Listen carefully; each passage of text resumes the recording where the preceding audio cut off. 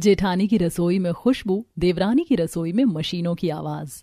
आज रिंकू देवी अपने घर के बाहर अपने आस पड़ोस के सखियों के साथ बैठ के गेहूं सुखा रही थी और साथ में गपशप भी कर रही थी। वहीं दूसरी तरफ रिंकू देवी की बड़ी बहू किचन में सबके लिए चाय बना रही है, जिसकी खुशबू बाहर तक आ रही है। हाँ, कितनी बढ़िया सुगंध आ रही है चाय की। मन कर रहा है अभी किचन में जाऊं और सारी चाय एक बार में पी जाऊं। अरे तो चाय बना भी कौन रहा है, रिंकू देवी की बहू। अरे तुम लोग भी ना। नहीं भाई, कहना तो पड़ेगा। रिंकू तेरी बहू चाय बना या कुछ भी बना, उसकी सुगंध हमारे घर तक आती है। तेरे घर कब क्या बन रहा है बिना देखे भी बता सकते हैं। एकदम सही बोली सुमित्रा। अब कल की ही बात ले लो, बहू किचन में सांभर पका रही होगी। मुझे पता चल गया कि कल तेरे घर सांभर बन रहा था। तेरी नाक तो बहुत तेज है सुमन। कल सच में हमारे घर इडली सांभर बना था। देखा, मैंने कहा था ना। सभी आपस में बात कर रहे थे, तभी आंचल सबके लिए चाय लेकर आती है और सबको देती है। खुश रहो बेटा, चाय की सुगंध बहुत अच्छी आ रही थी। तुमने चाय भी बहुत अच्छी बनाई होगी। पीकर देखिए आंटी जी। सभी चाय पीते हैं। वाकई में बहुत अच्छी चाय बनी है। हाँ, अब बस रिंकू के ऊपर अपने छोटे बेटे की जिम्मेदारी बची है। अब उसके लिए भी एक लड़की ढूंढ दो। मुझ पर अब किसी की जिम्मेदारी नहीं है। अब मैं जिम्मेदारी मुक्त हो चुकी हूँ, क्योंकि यूवी ने अपने लिए लड़की पहले से ही ढूंढ के रखी है और हमने सगाई भी कर दी। अब बस कुछ दिनों में शादी भी हो जाएगी। और तुमने सगाई का बताया भी नहीं। अरे अब क्या बताते, आजकल के बच्चे हैं। डेस्टिनेशन सगाई करना चाहते थे तो बाहर जाकर सगाई करके आ गए। जो मिठाई भिजवाई थी वो उसी की खुशी में थी। अच्छा, तभी मैं सोचूं तू तो बड़ी छुपी रुस्तम निकली रिंकू। चल कोई बात नहीं, लेकिन बस बच्चे खुश रहें। वो सब तो ठीक है, लेकिन जरा संभल के रहना रिंकू। यूवी ने खुद से लड़की ढूंढी तो आजकल की मॉडर्न जमाने की लड़की होगी। और आजकल की मॉडर्न लड़की जब घर में आती है तो घर तबाह हो जाता है।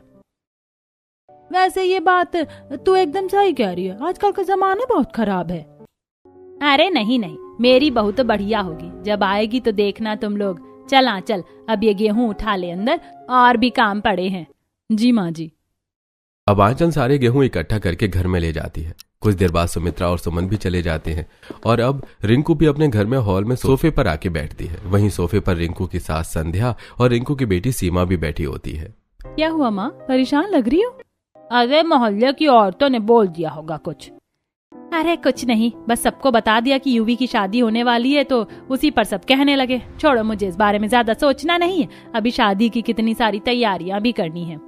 हाँ माँ जी, आप ज्यादा सोचेंगी तो काम कैसे करेंगी। अब जाइए, आप थोड़ा आराम कर लीजिए। ठीक है बहू। रिंकू देवी अपने कमरे में आकर आराम करने लगती है। कुछ दिनों बाद रिंकू देवी के छोटे बेटे यूवी की शादी हो जाती है और आज छोटी बहू का रिंकू देवी के घर में गृह प्रवेश होता है। आओ बेटा, आज इस घर में तुम्हारा स्वागत है। उम्मीद है कि तुम इस घर को अपना समझकर इस घर के सुख दुख को अपना लोगी और अपने बहू होने का कर्तव्य निभाओगी। आओ बेटा, अपने दाहिने पैर से इस कलश को गिराकर कुमकुम में पैर रखकर इस घर में कदम रखो। Okay mummy. प्रिंसी का गृह प्रवेश हो जाता है। वो घर के अंदर आकर एक जगह खड़ी होकर पूरे घर का चारों ओर नजारा देखने लगती है। वाह मम्मी, घर तो बहुत सुंदर है और ये कितनी अच्छी इत्र की सुगंध भी चारों तरफ फैली हुई है। ये सुगंध किसी इत्र की सुगंध की नहीं है बहू। ये तो मेरी बड़ी बहू के हाथों का कमाल है, जो रसोई में स्वादिष्ट पकवान बना रही है, वो भी खास तेरे लिए। अरे वाह, तब तो खाने में बहुत मजा आएगा सच में। अगर सुगंध इतनी अच्छी है तो आप सोचो कि खाना कितना स्वादिष्ट होगा। वो तो है बेटा, हमारी बड़ी बहू खाना बहुत स्वादिष्ट बनाती। मोहल्ले में हर कोई उसके हाथ के खाने के लिए तरसता है। दूर दूर तक उसके खाने की खुशबू पहुंच जाती है। अब आप जल्दी से खाना लगवा दीजिए मम्मी जी, क्योंकि मुझसे नहीं रहा जाएगा। बस 5 मिनट रुक जा। छोटी बहू बड़ी बहू खाना लगाती ही होगी। आ जा, जब तक तू डाइनिंग टेबल पर बैठ, तब तक मैं घर के बाकी लोगों को खाने के लिए बुलाती हूँ। ठीक है मम्मी। रिंकू देवी सबको बुला के डाइनिंग टेबल के पास लेकर आती हैं। तब तक खाना भी लग जाता है। सभी डाइनिंग टेबल पर खाने के लिए बैठ जाते हैं। आंचल खाना परोसती है। आज खाने में पनीर भुर्जी, लबाबदार पनीर, बटर नान, रुमाली रोटी, लच्छा पराठा, पुलाव, कचौड़ी, दही बड़ा, रायता, चटनी बना था। जेठानी जी, ये बनाया आपने? हाँ, क्यों, क्या हुआ, अच्छा नहीं है क्या? इसकी सुगंध तो अच्छी थी, लेकिन मुझे माफ कीजिए, मैं ऐसे नहीं खा सकती। लेकिन क्यों प्रिंसी, आखिर हुआ क्या, बताओ तो। जेठानी जी आपको तो पता है कि मैं ना मॉडर्न हूँ, आजकल के जमाने की हूँ, जिसे अपने फिगर से बहुत प्यार है। अगर मैं इतना ऑयली खाना खाऊंगी तो 2 दिन में मोटी हो जाऊंगी, इसीलिए मैं ऐसे नहीं खा सकती। लेकिन कोई बात नहीं, आपने मेरे लिए बनाया है, मेरे लिए इतना ही बहुत है। थैंक यू जेठानी जी। माँ जी अब मैं अपने कमरे में जा रही हूँ। इतना बोल के प्रिंसी अपने कमरे में चली जाती है। कोई बात नहीं आंचल बेटा, तू बुरा मत मानना। नहीं नहीं मम्मी जी, मैं क्यों बुरा मानूंगी, आप सब लोग हैं ना, आप सब खा रहे हैं तो मुझे बुरा क्यों लगेगा। ला बहू मुझे दो, दही बड़ा दे। हाँ हाँ दादी जी, क्यों नहीं, ये लीजिए। सभी खाना खाते हैं और फिर अपने अपने कमरे में चले जाते हैं। अगला दिन आ जाता है। सुबह के 6 बज रहे होते हैं। प्रिंसी अपने वर्कआउट के लिए उठ चुकी होती है और अब तक अपना वर्कआउट भी खत्म कर चुकी होती है। वर्कआउट करके प्रिंसी किचन में जाती है और अपने लिए स्मूदी बनाती है। जल्दी से स्मूदी बना लेती हूँ, वैसे भी नई जगह आके आज लेट हो गया है। प्रिंसी स्मूदी बनाने के लिए जूसर ऑन करती है। जूसर चलते ही पूरे घर में जूसर का शोर होने लगता है, जिससे घर के सभी मर्दों की नींद खुल जाती है और वो बाहर हॉल में आ जाते हैं। अरे ये क्या सुबह सुबह शोर मचाने लगे, सभी सोने भी नहीं दिया, शादी की थकान अभी ढंग से उतरी भी नहीं थी। अरे यार आंचल, क्या जरूरत है सुबह सुबह इतनी तेज मशीन चलाने की। अरे पहले आंखें खोलो और देखो कि हम तो यहाँ हैं और कोई मशीन नहीं चला रहा। अरे हाँ, आप लोग तो यहाँ हो तो मशीन चला कौन रहा है। अरे प्रिंसी किचन में स्मूदी बना रही है, अभी योग और एक्सरसाइज करके आई है ना। अरे यार क्या है ये सब, मेरी तो नींद ही टूट गई, अब तो नींद आएगी भी नहीं। अरे सुनिए, कल से सुबह सुबह हमारी नींद नहीं टूटनी चाहिए। अब आप इसका कोई जुगाड़ ढूंढिए। आदमी ढंग से सोएगा नहीं तो दिन भर काम कैसे करेगा। अरे तो आप मुझ पे गुस्सा क्यों कर रहे हैं, मेरा क्या है, मैं तो बोल दूंगी कि तेरे ससुर ऐसा ऐसा बोल रहे थे। मम्मी मैं समझा दूंगा, आप चिंता मत करो। कुछ देर बाद रिंकू देवी और आंचल प्रिंसी के कमरे में जाते हैं। प्रिंसी जिम के कपड़ों में अपने कमरे में कुर्सी पर बैठकर स्मूदी पीते पीते अखबार पढ़ रही होती है। छोटी बहू। जी मम्मी आइए। बेटा सुबह सुबह तूने सबको उठा दिया, तेरी वजह से खामखा हमें सुनना पड़ा। कल से स्मूदी किचन का दरवाजा बंद करके बनाना, जिससे आवाज बाहर ना आए। ठीक है मम्मी, वैसे मुझे पता नहीं था कि सब अभी तक सो रहे हैं। घर के मर्द 7 बजे तक सोते हैं प्रिंसी, उसके बाद उठकर तैयार होकर 8 बजे तक काम पर चले जाते हैं। वो तो ठीक है जेठानी जी, लेकिन फिटनेस का भी तो ध्यान देना चाहिए। वो सब तो तू छोड़ बेटा, बस दरवाजा बंद कर लेना कल से। दरवाजा तो मैं नहीं बंद करूंगी, क्योंकि अब सबको टाइम से उठना ही पड़ेगा। भला ऐसा भी कोई करता है? सुबह सुबह अपने शरीर के लिए 1 घंटा तो हर कोई निकाल ही सकता है। और हाँ प्रिंसी बेटा, जल्दी से तैयार होकर नीचे आ जाओ, आज तुम्हारी पहली रसोई है ना। ठीक है मम्मी जी, मैं आती हूँ। इतना बोलकर रिंकू देवी और आंचल बाहर आ जाती हैं और प्रिंसी नई दुल्हन की तरह तैयार होकर नीचे जाती है, जहाँ किचन में उसकी सास और जेठानी उसका इंतजार कर रही होती हैं। आ गई बेटा, आजा आजा, हम तेरा ही इंतजार कर रहे थे। देख, ये है हमारा किचन, जिसे आज तक हमारी बड़ी बहू आंचल संभालती आई है। हाँ प्रिंसी, लेकिन अब से हम दोनों को मिलजुल कर इस किचन को संभालना है। देखो यहाँ तुम्हें सब कुछ मिल जाएगा, सारे इलेक्ट्रॉनिक आइटम जैसे कि mixer, coffee maker, roti maker, toaster, electronic stove, dishwasher वगैरह। ठीक है, तो आप लोग बाहर मेरा वेट कीजिए, मैं अभी कुछ देर में आप लोगों के लिए कुछ बढ़िया सा बना कर लाती हूँ। ठीक है। रिंकू देवी और आंचल किचन से बाहर हॉल में सोफे पर आकर बैठती हैं, जहाँ सीमा और संध्या पहले से बैठी हुई थी। क्या बना रही है छोटी बहू? पता नहीं माँ जी, बस कह दिया है कि बाहर जाइए, मैं बना कर लाती हूँ। मैं तो बहुत एक्साइटेड हूँ भाभी के हाथ का खाना खाने के लिए। एक तरफ बाहर सब लोग एक्साइटेड थे कि छोटी बहू क्या बनाएगी, वहीं छोटी बहू किचन में पहली रसोई की तैयारियां कर रही होती है। ऐसा करती हूँ, पहली रसोई में कॉफी, सैंडविच, चाउमीन और हनी चिली पोटैटो बना लेती हूँ। फटाफट बन भी जाएगा और घर वालों को थोड़ा मॉडर्न खाने को भी मिल जाएगा। पहले सैंडविच में पड़ने वाली हरी चटनी बना लेती हूँ। हरी चटनी बनाने के लिए प्रिंसी जैसे ही मिक्सर ऑन करती है, पूरे घर में शोर होने लगता है। अरे मेरे तो कान फट जाएंगे, इसको जाकर कोई रोको। दादी जी, प्रिंसी पहली रसोई का खाना बना रही, कैसे रोक दूं उसे? माँ जी, कान पे हाथ रख लीजिए कस के। अब प्रिंसी मिक्सर बंद कर देती है। अरे वाह, कितनी बढ़िया चटनी पीसी है। ये लड़की जब भी किचन में जाती है, इसका सारा काम उन मशीनों से ही होता है। कितना शोर मचाती हैं ये मशीनें। कुछ देर बाद Princy sandwich, honey chilli potato और चाउमीन बनाकर तैयार कर लेती है। अब सिर्फ कॉफी बनाना रह गया है। अब प्रिंसी कॉफी मेकर से कॉफी बनाने लगती है, जिससे एक बार फिर से घर में मशीनों की आवाज आने लगती है। ओह, ये क्या है? मुझे तो गुस्सा आ रहा है अब। बस थोड़ी देर की बात है माँ जी, जाने दीजिए। अगर इसने मशीन चलाना बंद नहीं किया तो मुझे लगता है हमें जिंदगी भर ऐसे ही मशीनों की आवाज सुननी पड़ेगी। कुछ देर बाद प्रिंसी की कॉफी बन जाती है और वो मशीन बंद कर देती है। अपनी पहली रसोई के सारे पकवान बनाकर प्रिंसी बाहर डाइनिंग टेबल पर लाकर रखती है। सभी डाइनिंग टेबल पर बैठते हैं। अरे वाह भाभी, आपने तो कितनी मस्त मस्त चीजें बनाई हैं। अरे ये कैसा मस्त खाना है, और ये क्या है बहू? प्रिंसी, ये तूने क्या बनाया है? हमें तो लगा तू हमारे लिए देसी स्टाइल का कुछ बढ़िया चटपटा बना कर लाएगी। तूने तो हमारे मूड पर पानी फेर दिया। मम्मी जी देखिए ना, ये चटपटा ही तो है, कितना स्वादिष्ट लग रहा है देखने में ही। क्या प्रिंसी, भला अपनी पहली रसोई में ये सब कौन बनाता है? जब मैं पहली बार इस घर में आई थी तो मैंने अपनी पहली रसोई में खीर बनाई थी जो सबको बहुत पसंद आई थी। अरे तूने क्या, मैंने खुद अपनी पहली रसोई में खीर बनाई थी, क्योंकि पहली रसोई में कुछ मीठा ही बनना चाहिए। जा बड़ी बहू, तू मेरे लिए पराठे बना ला, मैं तो ये सब नहीं खा पाऊंगी। ठीक है मम्मी जी, मैं अभी बना कर लाती हूँ। आंचल किचन में पराठे बनाने जाती है। आंचल जैसे ही पराठे बनाना शुरू करती है, पूरे मोहल्ले में उसके पराठों की खुशबू फैल जाती है। आहा, देखा छोटी बहू, आंचल बहू पराठे बना रही है तो कितनी बढ़िया सुगंध आ रही है। और तू जब बना रही थी तो सिर्फ मशीनों की आवाज आ रही थी। अरे मेरा तो सर दर्द होने लगा, पूछो मत। आंचल पराठे बनाकर जैसे ही डाइनिंग टेबल पर लाती है, तभी मुख्य द्वार खुला होने की वजह से पड़ोसी भी घर में आ जाते हैं।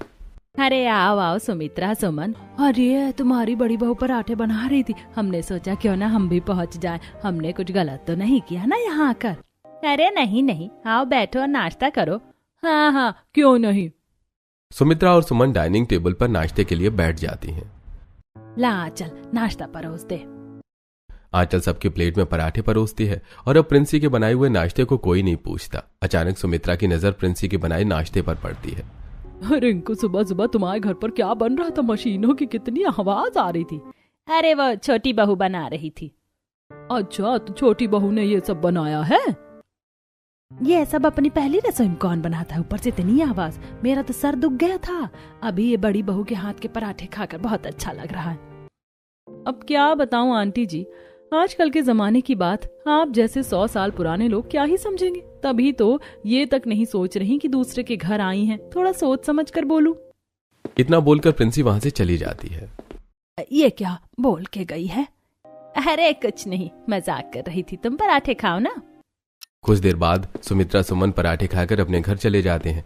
बाकी सब भी अपने अपने कमरे में चले जाते हैं। शाम का वक्त होता है। युवी और प्रिंसी बाहर घूमने के लिए तैयार हो रहे होते हैं। तभी प्रिंसी को अपने बाल स्ट्रेट करने होते हैं, जिसके लिए वो ब्रश वाला हेयर स्ट्रेटनर इस्तेमाल करती है, जिससे फिर से पूरे घर में शोर होने लगता है। शोर की वजह से सीमा और रिंकू देवी प्रिंसी के कमरे में आती हैं। भाभी, आप कमरा बंद करके मशीनों का इस्तेमाल किया करो ना। मैं पढ़ रही थी, डिस्टर्ब हो गई थी मैं।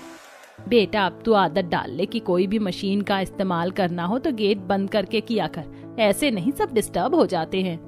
ठीक है मम्मी जी, मैं ध्यान रखूंगी। इस घर में सबकी कितनी नौटंकियां हैं। ठीक है, घूमने जाओ अब तुम लोग, और अंधेरा होने से पहले आ जाना। इतना बोलकर रिंकू देवी वहां से चली जाती है। अगला दिन आता है। उस दिन प्रिंसी की मुंह दिखाई होती है। सभी मेहमान हॉल में आ चुके होते हैं और प्रिंसी किचन में तैयार होकर मेहमानों के लिए पकवान बना रही होती है। कितने सारे बर्तन इकट्ठा हो गए। ऐसा करती हूँ, सभी बर्तनों को पहले डिशवॉशर में डाल देती हूँ। जब तक वो धुल जाएंगे मैं इधर दही बड़ा बनाने की तैयारी कर लूंगी। प्रिंसी डिशवॉशर ऑन करती है, जिसकी वजह से पूरे घर में उसकी आवाज गूंजने लगती है। अरे रिंकू, अपनी बहू से बोल कि वो जो भी कर रही है बंद कर दे। ऐसा लग रहा है कान में ही बज रहा है। रिंकू देवी जैसे ही प्रिंसी को बोलने जाती है, वैसे ही डिशवॉशर बंद हो जाता है। अब दही बड़ा के लिए दाल पीस लेती हूँ मिक्सर में। अब मिक्सर चलाने की वजह से घर में फिर से शोर होने लगता है। बाहर सब अपने कान पर हाथ लगा लेते हैं।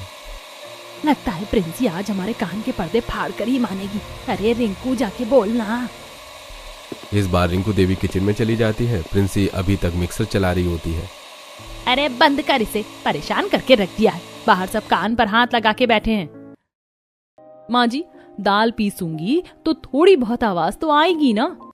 तू ये सब छोड़ और बाहर चल। हाँ चल, ये सब कर लेगी। बाकी का पकवान बना लिया है ना तूने, उतना काफी है। रिंकू देवी अपनी छोटी बहू को साथ में लेकर बाहर हॉल में आ जाती है, जहाँ सभी औरतें बैठी हुई थी। बड़ी बहू, जा जरा किचन में देख ले और जरा मेहमानों के लिए चाय और पकौड़े बना कर ले आ। हाँ बहू, हम तो हमेशा ही तेरे हाथ का बना हुआ खाने के लिए तरसते रहते हैं। मैं अभी बना के लाई आंटी जी। आंचल किचन में चाय और पकौड़ी बनाना शुरू करती है, जिसकी सुगंध बाहर तक आती है। अरे वाह, बड़ी बहू के किचन में जाते देखो कितनी बढ़िया सुगंध आने लगी है। न जाने कौन सा जादू है इसके हाथों में। काश वो जादू हमारे हाथों में भी होता। हाँ वही तो, देखा छोटी बहू, ऐसे बनाया जाता है पकवान बिना शोर शराबे के। हम जब से आए थे लगातार मशीनों की आवाज आ रही थी, सर में दर्द हो गया था। अरे मैंने कितना समझाया इस लड़की को कि दरवाजा बंद कर लिया कर, लेकिन भूल ही जाती है। चल जाने दे, अब बेचारी की मुंह दिखाई है, आज बुरा मान जाएगी। वही तो, और मन में कह भी रही होगी कि इन लोगों की वजह से मुझे कितना सुनना पड़ रहा है कि हाँ बहू। अरे नहीं नहीं आंटी जी, ऐसा कुछ नहीं है। पहले घर में आग लगाएंगी और उसके बाद ऐसी मीठी मीठी बातें करेंगी जैसे कितना प्यार भरा हुआ इनके दिल में। सब की सब सिर्फ दिखावा करती हैं, सब ढकोसलेबाजी समझ में आती है। लेकिन मेरा नाम भी प्रिंसी है, सबको बताऊंगी एक एक करके, वक्त आने दो। कुछ देर बाद सभी मुंह दिखाई का शगुन देकर और पकवान खाकर वहां से चले जाते हैं। अगला दिन आता है। आज प्रिंसी रोज की तरह फिर से 6:30 बजे किचन में स्मूदी बनाने के लिए पहुंच जाती है। कल वो बूढ़ी औरतों की वजह से मुझे कितना कुछ सुनना पड़ा था। अब जब इतना सब कुछ मुझे सुनना ही पड़ रहा है तो क्यों ना इन्हें और परेशान किया जाए। प्रिंसी रसोई की खिड़की खोल देती है। ये हुई ना बात, अब इन्हें पता चलेगा कि असली सरदर्द होता कैसा है। अब बनाऊंगी स्मूदी, और आज 1 ग्लास नहीं 2 ग्लास स्मूदी बनाऊंगी। प्रिंसी स्मूदी बनाने के लिए जूसर ऑन करती है। सुमन बगल वाले घर में ही रहती थी। सुबह सुबह सुमन अपने घर में झाड़ू लगा रही थी, तभी उसे एकदम तेज जूसर की आवाज आने लगती है। ओफो, लगता है कि रिंकू की छोटी बहू ने सुबह सुबह फिर से अपना चालू कर दिया। अरे कल कितना बोला था, लेकिन फिर भी इनको समझ में नहीं आता। 5 मिनट बीत गए लेकिन अब तक ये बंद ही नहीं हो रहा। न सिर्फ बाहर बल्कि घर के अंदर भी सभी परेशान हो जाते हैं। सभी मर्द फिर से हॉल में आके बोलने लगते हैं। अरे यार, ये क्या फिर से सुबह सुबह लगा दिया? क्या चाहते हो तुम लोग? साफ साफ बता दो। लगता है अब आज इसके घर जाना ही पड़ेगा। सुमन रिंकू का दरवाजा खटखटाती है। सीमा गेट खोलती है और सुमन अंदर आती है। रिंकू, ये क्या लगा रखा थी छोटी बहू ने? पूरा मोहल्ला सर पर उठा रखा है। अरे ऐसा कौन सा काम कर रही है जो पिछले 15 मिनट से तेरा जूसर चल रहा है? सुमन बहन, हम खुद ही प्रिंसी से परेशान हैं। तुम अभी रुको, मैं तुम्हारे सामने ही उसे बुलाकर पूछती हूँ। हॉल में सबकी भीड़ लग चुकी थी। सभी प्रिंसी को बाहर बुलाते हैं। प्रिंसी बाहर आती है। प्रिंसी, क्या कर रही हो सुबह से तुम किचन में? अरे आंटी जी, आप आज सुबह सुबह ही हमारे घर आ गई? आपको बिल्कुल भी तमीज नहीं है क्या? प्रिंसी, ये कैसी बात कर रही हो तुम? सुमन जी तुमसे उम्र में दुगनी है, लिहाज करो उनकी उम्र का। हाँ, और तूने ही उसे मजबूर किया यहाँ आने के लिए, तभी वो यहाँ आई है। मोहल्ले के सभी लोग दरवाजा खोलकर खड़े हो गए थे कि क्या हो गया है, कहाँ से इतनी तेज आवाज आ रही है। प्रिंसी, जरा संभाल कर काम कर। माँ जी, अब मैं क्या स्मूदी भी नहीं बना सकती? वही तो, उसमें गलत क्या है कि आप सब मेरी पत्नी से इस तरह से बात कर रहे हैं? और माँ, आप भी। तो क्या करूं बेटा? सुमन आंटी जी, अब आप जा सकती हैं। अब आपको डिस्टर्ब नहीं किया जाएगा। ये हमारे घर का मामला है, इसे हम सॉल्व कर लेंगे। ले, अब पछता रिंकू, बड़ी प्यार से लव मैरिज वाली बहू लेकर आई थी, अब सर पर नाचेगी तेरे। इतना कहने के बाद सुमन वहां से चली जाती है। देखा युवी, तेरे कहने पर हमने तेरी लव मैरिज करवाई, लेकिन इसका मतलब ये बिल्कुल भी नहीं है कि हमें अपनी इज्जत प्यारी नहीं है। इसे जो करना है वो करे, हम इसे रोक नहीं रहे हैं, लेकिन इसे कह दे कि जो भी करे दरवाजा बंद करके करे, ताकि किसी को दिक्कत ना हो। अगर आगे हमारे घर में इस तरह से कोई शिकायत लेकर आया तो ठीक नहीं होगा। जी पापा जी, मैं इसे समझा दूंगा। प्रिंसी, तो मेरे साथ मेरे कमरे में चलो। युवी अपने कमरे में प्रिंसी को लेकर चला जाता है। बाकी सब लोग भी अपने अपने कमरे में चले जाते हैं। अब हॉल में सिर्फ रिंकू देवी और उसकी बड़ी बहू आंचल बचे थे, जो सोफे पर बैठे हुए थे। रिंकू देवी बहुत दुखी मन से बैठी थी। माँ जी, आप प्लीज परेशान मत हुई, इस बार मैं प्रिंसी को अच्छे से समझा दूंगी, वो दोबारा ऐसा नहीं करेगी। हाँ चल बहू, आज बाहर से हमारे घर में लोग आकर हमें सुना के जा रहे हैं। तुझे याद है ना, सुमन और सुमित्रा ने ही शादी से पहले कहा था कि आजकल की लड़कियां ठीक नहीं होती। अब मुझे पछतावा हो रहा है कि मैंने क्यों नहीं प्रिंसी के बारे में सब कुछ पता किया, क्यों अपने बेटे यूवी पर आंख बंद करके भरोसा कर लिया और उसकी शादी कर दी। माँ जी, ये सब तो भाग्य का खेल है, जैसा होना होगा वैसा होकर रहेगा। अब आप परेशान मत होइए माँ जी, सब ठीक हो जाएगा। अच्छा बताइए, क्या खाएंगी आप? क्या बनाकर लाऊं जिससे आपका मूड अच्छा हो जाए? मुझे कुछ नहीं खाना है। अच्छा माँ जी, आज मैं आपके लिए पाव भाजी बनाकर लाती हूँ, आप खाकर एकदम खुश हो जाएंगी, देखिएगा।